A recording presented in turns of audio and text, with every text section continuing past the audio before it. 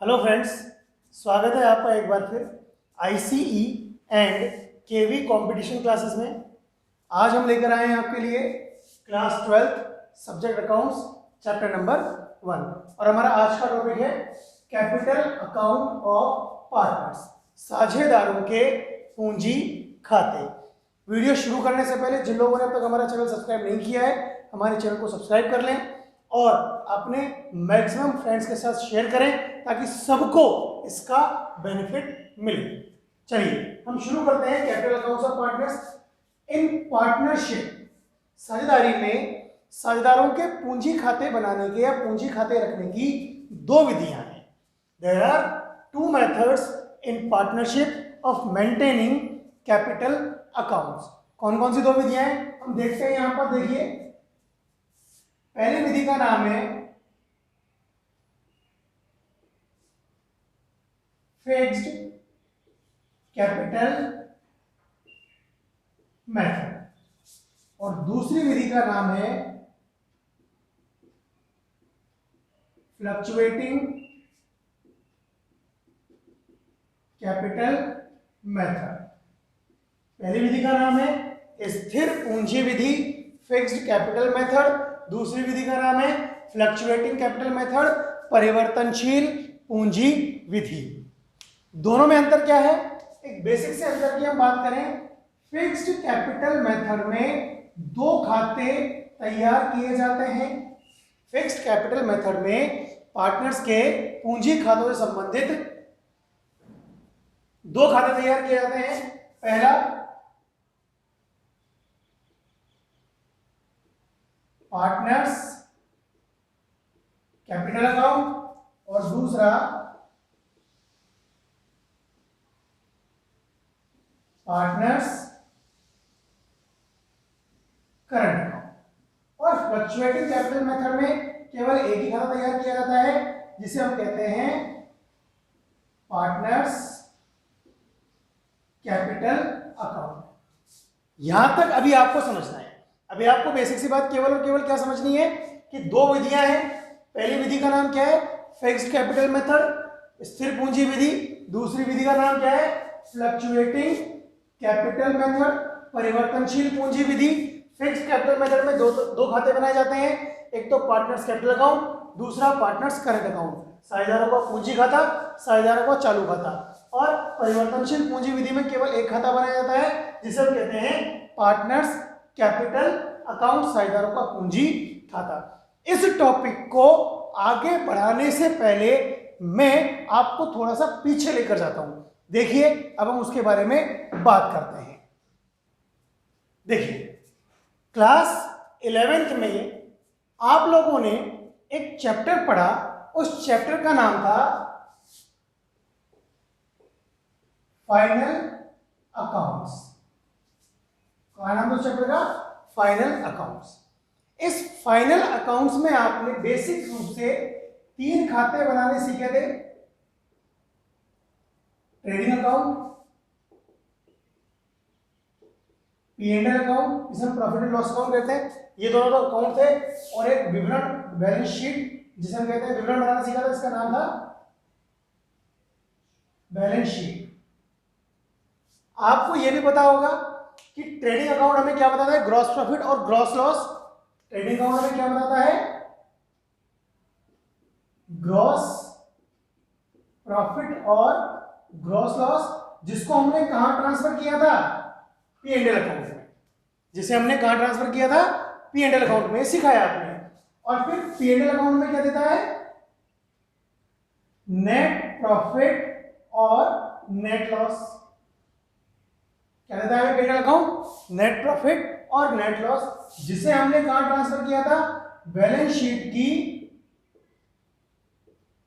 Liabilities side के अंदर capital में हमने इस नेट प्रॉफिट और नेट लॉस को ट्रांसफर कर दिया था। ये बिल्कुल सीखा है आपने, लास्ट ईयर हमने तो सीख लिया था। अब हमने क्यों किया था? क्योंकि देखो, व्यवसाय, कोई भी बिजनेसमैन जब बिजनेस कर रहा है तो बिजनेस कर रहा है तो क्यों कर रहा है? कुछ लाभ या प्रॉफिट, कुछ लाभ कमाने के लिए, कुछ प्रॉफिट कमाने के लिए। उस प्रॉफिट पर अधिकार किसका है? बिजनेसमैन का। और बिजनेसमैन ने जो बिजनेस को अमाउंट दे रखा है उसका नाम क्या है? कैपिटल। तो उस कैपिटल में हमने, ये भी उसी का पैसा है, ये भी उसी का पैसा है, हमने यहाँ पर ट्रांसफर कर दिया, दोनों उसी के पैसे, दोनों को हमने एक साथ मिलाकर रख दिया। बेसिक सा फंडा वहां पर हमारे पास ये बना।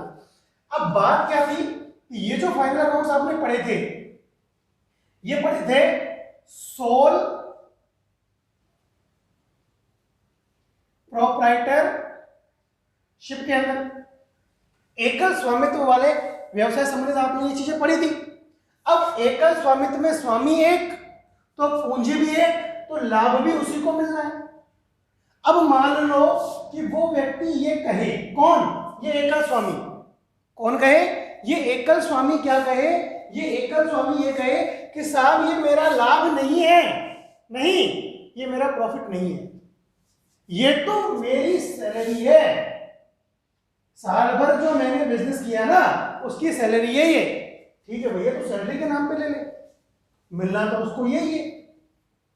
जो प्रॉफिट हुआ है उसने कहा कि भाई मेरे को सैलरी भी लेनी है। मान लो ये नेट प्रॉफिट जो है आपका, सपोज ये 1 लाख रुपए होता है, इसने कहा मेरे को पहले तो 50,000 की सैलरी दो। हमने कहा ठीक है भैया, तो 50,000 की सैलरी ले ले। फिर लाभ, तो 50,000 का लाभ बचेगा, तो अल्टीमेटली सर वो सैलरी के रूप में 50,000 ले ले और 50,000 लाभ के रूप में ले ले, तो अभी उसको पैसा कितना मिला? 1 लाख रुपया। और वो कहे नहीं मेरे को सैलरी नहीं चाहिए, पूरा का पूरा लाभ मुझे दे दो, पूरा का पूरा लाभ ले ले, तो अभी उसको पैसा कितना मिला? 1 लाख रुपया। तो चाहे वो पैसा कैसे भी ले ले, चाहे वो सैलरी के रूप में ले, चाहे वो लाभ के रूप में ले, इसको वो बोनस का नाम दे दे, इसको वो कमीशन का नाम दे दे, कुछ भी नाम दे दे, पैसा उसको अल्टीमेटली कितना मिलना है? जितना उसका प्रॉफिट हुआ है, बाकी और एक्स्ट्रा कुछ नहीं मिलेगा। ऐसा नहीं प्रॉफिट तो 1 लाख का हुआ है, वो 50,000 की सैलरी ले ले, फिर कह दे मुझे 1 लाख का लाभ दो, नहीं, तेल तो तिलों में से ही निकलेगा। तो लाभ भी, सैलरी ले ले, कमीशन ले ले, बोनस ले ले, सब काय में से मिलेगा? प्रॉफिट में से ही मिलेगा।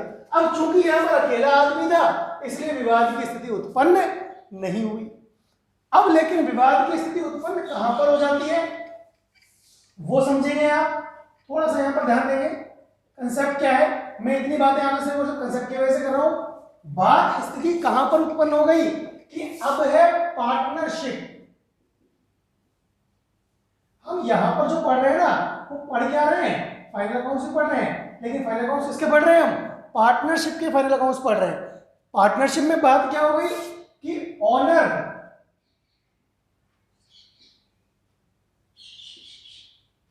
कम से कम 2 तो होंगे ही। अभी तो हम 2 का एग्जांपल लेके चलते हैं, ऑनर 1 एंड ऑनर 2, कम से कम 2 ऑनर हो गए हमारे सामने, कम से कम 2 मालिक हो गए। P&L अकाउंट ने तो क्या दिया है?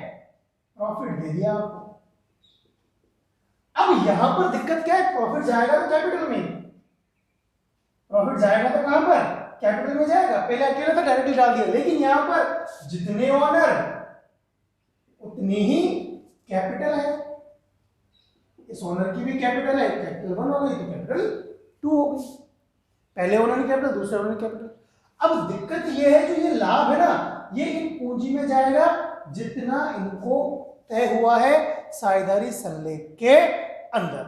उसके लिए क्या करना पड़ता है हमें कि इस लाभ को पार्टनर्स की कैपिटल में किसको एग्जैक्टली कितना मिलेगा, उसके लिए हमें इस लाभ को डिस्ट्रीब्यूट करना पड़ता है। और उसी डिस्ट्रीब्यूशन के लिए हम पार्टनरशिप में बैलेंस शीट से पहले कुछ अकाउंट और बनाते हैं जिन्हें हम कहते हैं P&L appropriation account.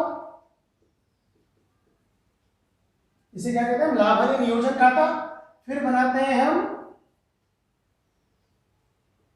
Partners capital account, साझेदारों की पूंजी खाते, और तब जाकर यहां पर बनती है हमारी बैलेंस शीट। तब जाकर क्या बनती है? हमारी बैलेंस शीट बनती है।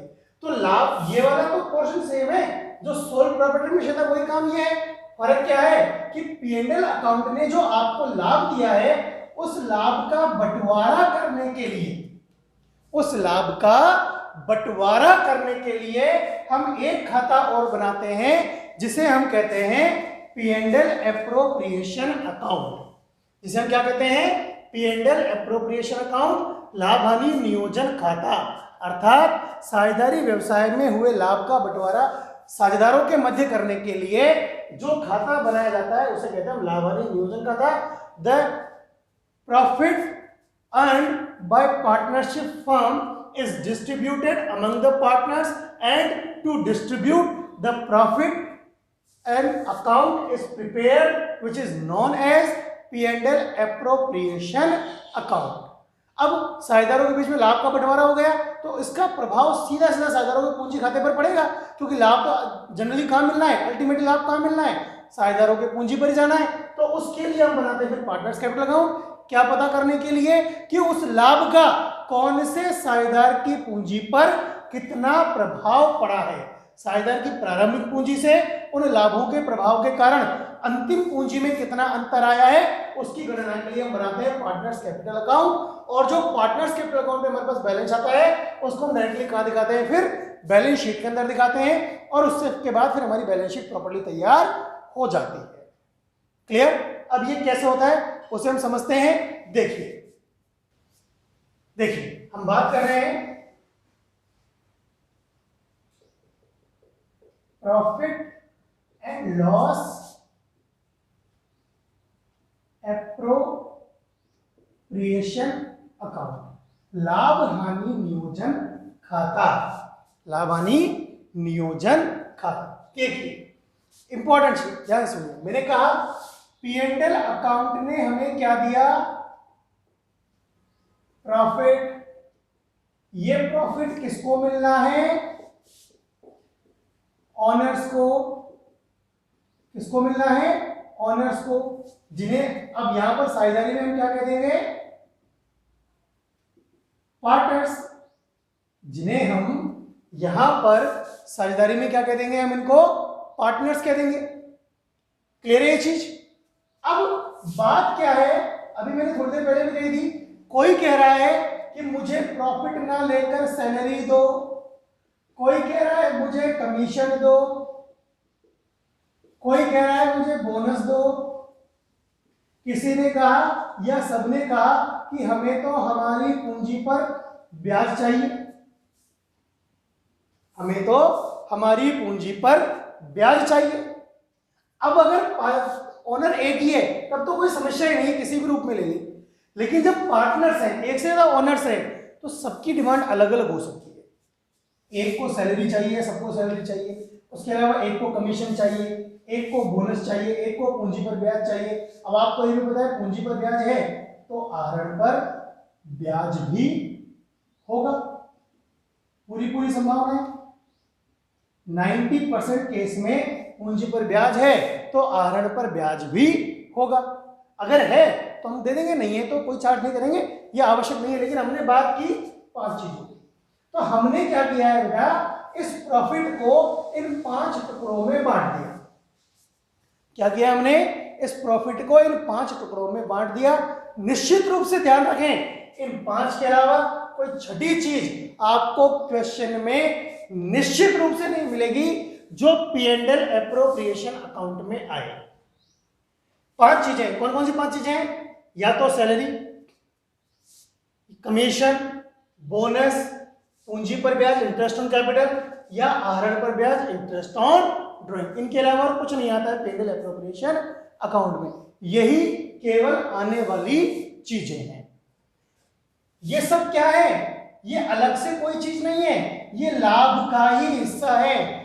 These are the parts of profit, ये केवल और केवल लाभ का हिस्सा। ये सारी चीजें केवल और केवल काय में से दी जाएंगी, प्रॉफिट में से।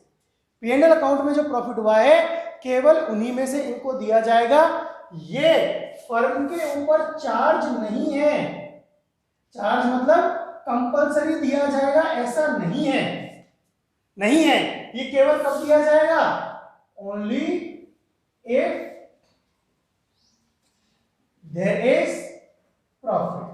अगर फर्म को लाभ है तो ही ये चीजें दी जाएगी, अगर फर्म को लाभ है तो ये चीजें नहीं दी जाएगी। चार्ज का मतलब होता है चाहे फर्म को प्रॉफिट हो चाहे लॉस हो, आपको देना ही पड़ेगा। लेकिन इन सारी बातों के बारे में हम बात कर रहे हैं, ये केवल और केवल कब दी जाएगी, जब केवल और केवल फर्म को प्रॉफिट होगा। क्लियर? तो पी एंड एल एप्रोप्रिएशन के हम इन्हें कहते हैं एडजस्टमेंट्स। क्या कहते हैं हम? एडजस्टमेंट्स और कंडीशंस। लाभ हानि नियोजन खाते के कुछ समायोजन है, उन समायोजनों के नाम है सैलरी, फिर कमीशन, फिर बोनस, फिर पूंजी पर ब्याज और फिर आहरण पर ब्याज। अब आपके पास जो प्रॉफिट हुआ उसमें से आपने सारी चीजें दे दी, बिल्कुल दे दी आपने, सैलरी भी दे दी, कमीशन भी दे दिया, बोनस भी दे दिया, इंटरेस्ट ऑन कैपिटल भी हो गया, इंटरेस्ट ऑन ड्राइंग आपने चार्ज भी कर लिया, ले भी लिया, सारे काम कर लिया आपने। इसके बाद भी अगर आपके पास कुछ प्रॉफिट बच जाता है, इसके बाद भी अगर आपके पास कुछ प्रॉफिट बच जाता है, बच गया प्रॉफिट, अब इसके बाद भी अगर प्रॉफिट बच गया तो उस प्रॉफिट को हम कहते हैं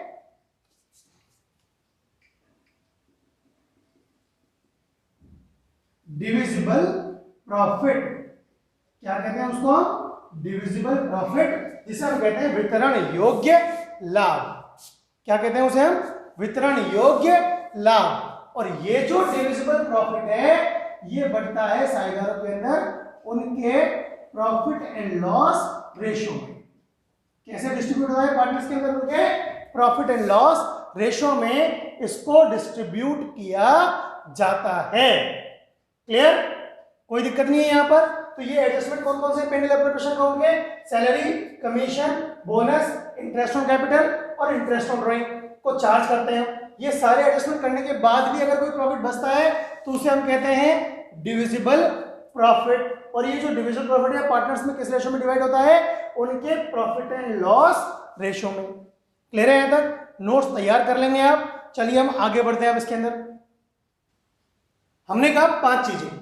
कौन कौन सी 5 चीजें थी? Salary, commission, bonus, interest on capital और एक क्या थी? इंटरेस्ट ऑन ड्राइंग, जिसे हम चार्ज करते हैं। इन सबको देने के बाद जो बचा उसे कहा हमने डिविजिबल प्रॉफिट और उसे हमने पार्टनर्स के प्रॉफिट शेयरिंग रेशो में डिस्ट्रीब्यूट कर दिया। अब मुद्दा क्या है यहां पर? मुद्दा यह है, इशू यह है कि कई बार प्रश्न में इन 5 के अलावा 2 चीजें और दे देता है। अब आप गुस्सा हो गए मेरे ऊपर, मेरे से सर ये बात गलत है। आपने कहा पेंडल ऑपरेशन में 5 चीजें आएंगी, आप कह रहे हो 2 चीजें और है, ये तो फिर कंफ्यूजन वाली बात है। नहीं है, मैं अभी भी यही कह रहा हूं कि पी एंड एल एप्रोप्रिएशन में तो सिर्फ और सिर्फ 5 चीजें ही आएंगी। कौन कौन सी थी वो? वापस बताओ। सैलरी, कमीशन, सैलरी कौन सी? पार्टनर्स की सैलरी, मैनेजर की सैलरी की बात नहीं कर रहा हूं मैं। कमीशन भी कौन सा? पार्टनर्स का कमीशन, मैनेजर के कमीशन की बात नहीं कर रहा हूं। बोनस भी कौन सा? मतलब केवल पार्टनर्स वाली बात हो रही है। यहां पर ऑनर और एम्प्लॉय में अंतर है। एम्प्लॉय वाला तो सब कहां गया? पी एंड एल में। यहां पर बात किसकी? केवल ऑनर वाली, पार्टनर्स वाली। क्लियर? लेकिन उसके अलावा भी कुछ चीजें आ जाएंगी। कौन सी? जो पार्टनर्स की होंगी, जैसे रेंट टू पार्टनर, ये लो सर, साझेदार को किराया देना। दूसरा, interest on partners loan, interest on partners loan. मतलब अगर मान लो आपका व्यवसाय किसी साझेदार की बिल्डिंग में चलता है तो वो साझेदार किराया भी लेगा। मान लो किसी साझेदार ने आपको क्या दे रखा है? कोई लोन दे रखा है तो उस पर वो ब्याज भी लेगा। तो ध्यान रहे कि ये दोनों चीजें फर्म के लिए चार्ज हैं। चार्ज मतलब इन्हें पी एंड एल अकाउंट में ही दिखाया जाना चाहिए था। लेकिन मान लो क्वेश्चन आपको दे दिया और क्वेश्चन में आपको कह दिया कि साहब ये तो प्रॉफिट है और ये सारे एडजस्टमेंट करने हैं कि पार्टनर को सैलरी भी देनी है, पार्टनर को कमीशन भी देना है, पार्टनर को बोनस भी देना है, पार्टनर को पूंजी पर ब्याज भी देना है, पार्टनर से आहरण पर ब्याज भी लेना है, पार्टनर को किराया भी देना है और पार्टनर के ऋण पर ब्याज भी देना है। तो ध्यान रखना मेरे प्यारे बच्चों कि आपको क्या करना है कि अब P and L appropriation account से पहले एक खाता और बना लेना है जिसे हम कहते हैं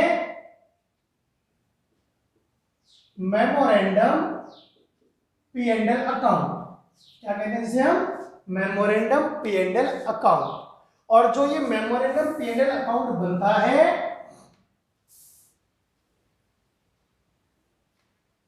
इसमें इन सारे एडजस्टमेंट में से केवल ये दोनों एडजस्टमेंट यहां दिखा देने हैं।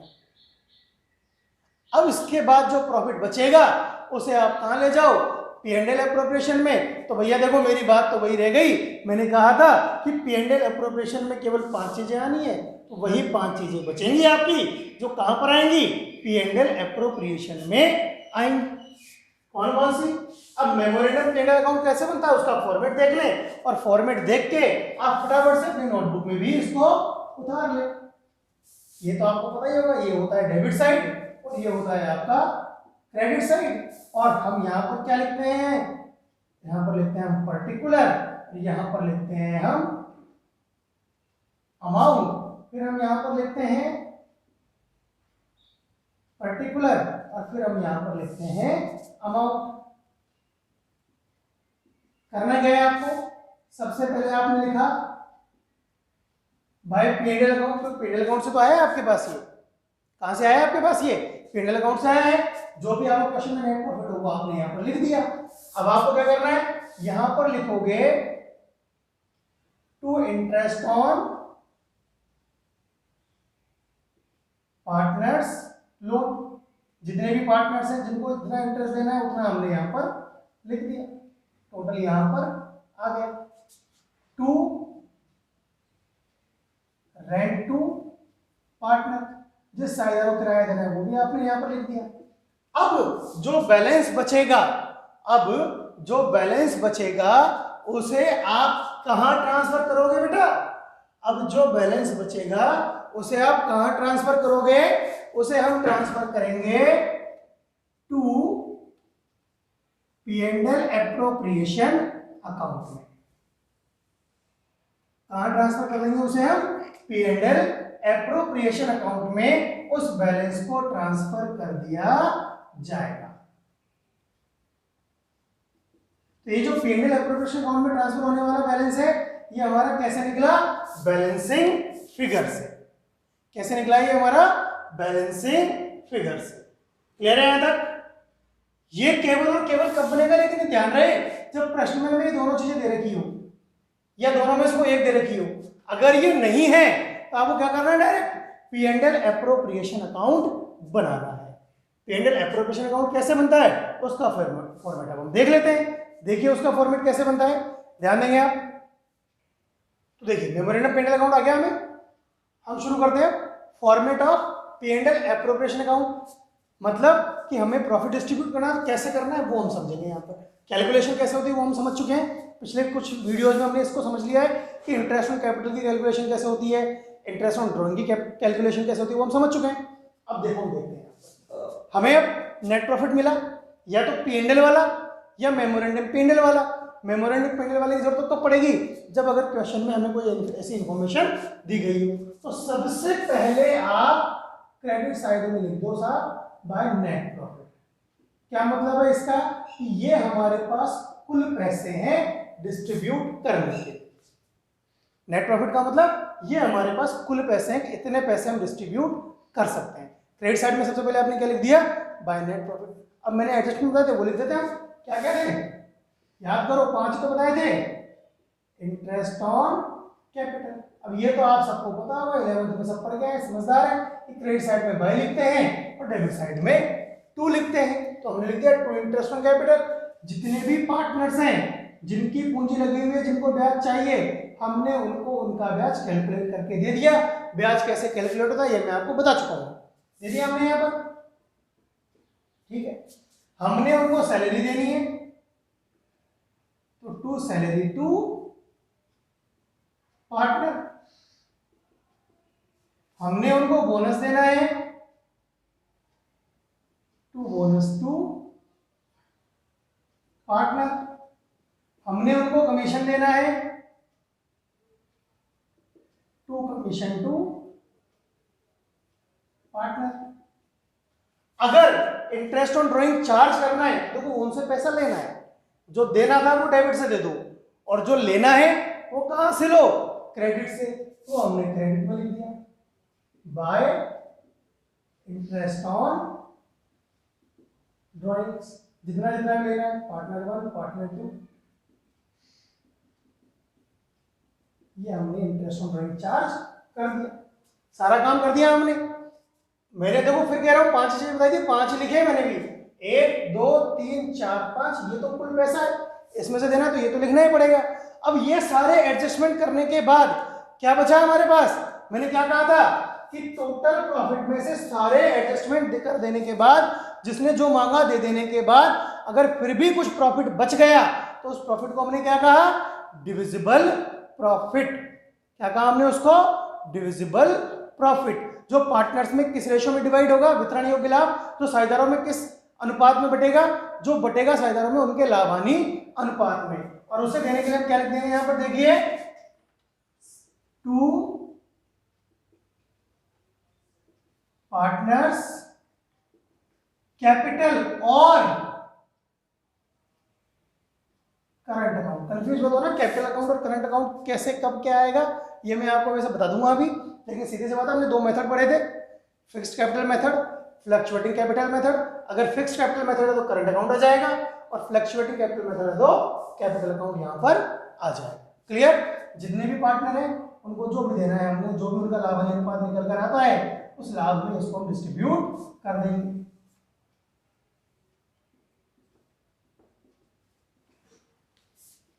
ये लीजिए, ये आपका हो गया P&L एप्रोप्रिएशन अकाउंट का फॉर्मेट, टोटल यहां पर आ जाएगा। ये वापस देख लो, समझ लो फटाफट से। P&L एप्रोप्रिएशन अकाउंट क्या है हमारा, P&L एप्रोप्रिएशन अकाउंट हम क्यों बनाते हैं, ताकि साझेदारों के मध्य जो लाभ हुआ है फर्म को, साझेदारी व्यवसाय को, उसका वितरण किया जा सके। साझेदारों के मध्य जो लाभ हुआ है उसका वितरण किन किन सामग्रियों के रूप में होगा, पूंजी पर ब्याज के रूप में जो हम डेबिट साइड से देंगे, वेतन के रूप में जो भी डेबिट साइड से देंगे, बोनस के रूप में, कमीशन के रूप में, सब डेबिट साइड से देंगे। आर पर ब्याज है तो क्रेडिट साइड से हम वापस रिकवर कर लेंगे। और उसके बाद भी कोई लाभ बचता है उसे कहते हैं हम डिविजिबल प्रॉफिट, जो साझेदारों को हम उनकी कैपिटल या करंट अकाउंट, जो भी आपके पास कैपिटल मेथड है उसके अकॉर्डिंग डिस्ट्रीब्यूट कर दिया जाएगा। यह आपका P&L एप्रोप्रिएशन अकाउंट का फॉर्मेट कंप्लीट है। क्लियर। चलिए आगे देखते हैं हम। तो आपको यहां तक ये समझ में आ गया होगा। अगला टॉपिक है हमारा partners capital accounts. Capital account किस तरह से बनाए जाते हैं, फिक्स्ड कैपिटल अकाउंट में क्या डिफरेंस है, फ्लक्चुएटिंग क्या होता है, इन सब के बारे में हम जो बात करेंगे वो बात करें हम अगली वीडियो में। तब तक आप इस टॉपिक को ध्यान से देखिए, बार बार देखिए, समझिए। कोई डाउट हो कमेंट बॉक्स में लिखिए, अपने दोस्तों के साथ हमारे चैनल को शेयर कीजिए, मैक्सिमम स्टूडेंट्स के साथ शेयर कीजिए, चैनल को सब्सक्राइब कीजिए। Thank you.